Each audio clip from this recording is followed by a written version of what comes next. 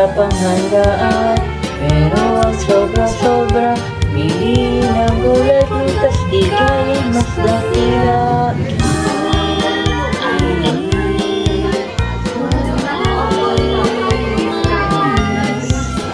Healthy living, araw-araw buhay ay makikipis. Mga prutas, gulay, gaya ng puso ng sabi, para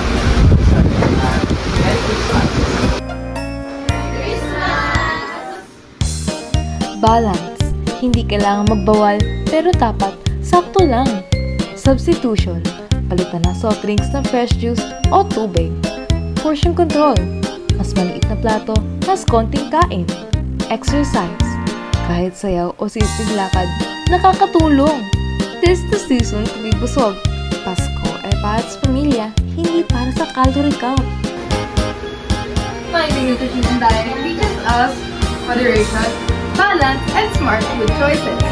Pero, ito ay sabayan natin ng healthy lifestyle and exercise. Ang handaan ay pwede maging masarap, pero gawin nating mas healthy. may dala akong cake tulad sa handa. Stop! Makalorian! Okay.